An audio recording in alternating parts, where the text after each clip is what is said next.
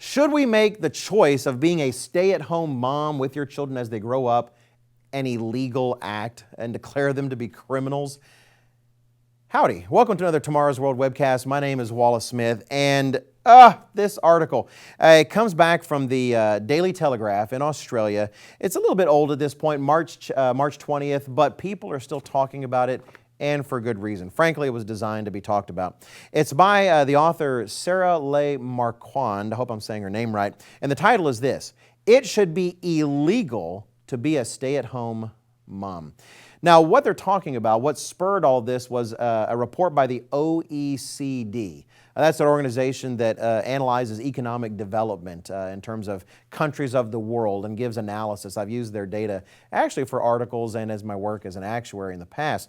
And they've analyzed Australia and have recommended that Australia really has a problem with all these stay-at-home moms. Women that are staying at home to rear their children, saying that's an untapped resource. They need to get those women out of the families and into the workforce.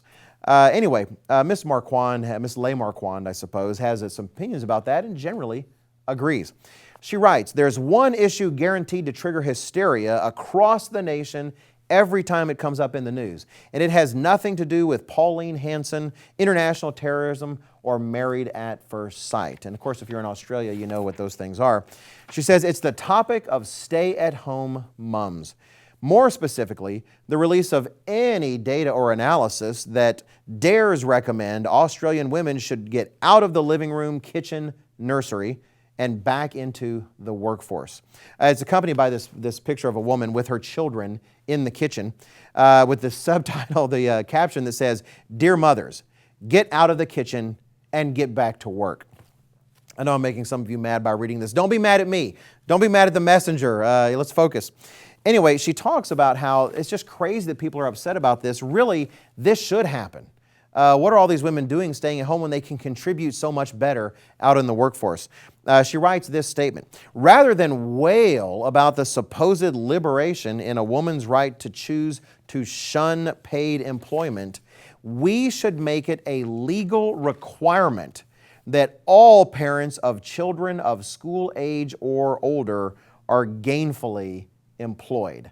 Now, I would say a woman employed in the home to help rear her children and be a homemaker is gainfully employed, but clearly she means for money and for profit and to help the economy. Oh boy, I could go on forever with this, and believe me, I have. I struggled to make this webcast short enough to be appropriate for our webcast format. But let me boil it down to two different things. First, notice the logic of what has transpired. There was such passion about somehow freeing women from their families so they can go out into the workforce just like the men and work just as hard and make just as much. And somehow we need to free women from having to do that. But now you find people who haven't seen their worldview very satisfied by all of that, because too many women still choose to stay home, still choose to be at home and find their satisfaction in helping their family to grow and develop. That's not enough. Well, now we need to force some of those women out. We need to force them and make it illegal for them to stay home. Notice how the talk of freedom and liberty and liberation so easily turns into the terms of enslavement and oppression and force.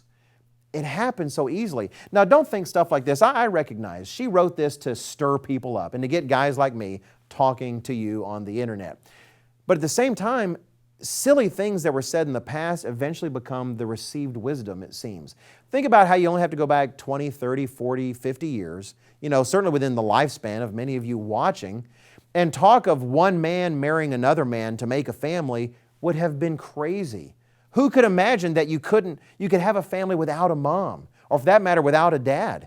And yet nowadays, what is it? Nowadays, if you don't think that, then you're called the crazy one. You're called the bigot. How long before this idea that somehow women staying at home are failing their society becomes the received wisdom? Because there are those who feel that way.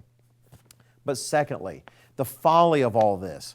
We are fighting God's own design. The war on God's design continues. Some of you out there are familiar with the game Jenga.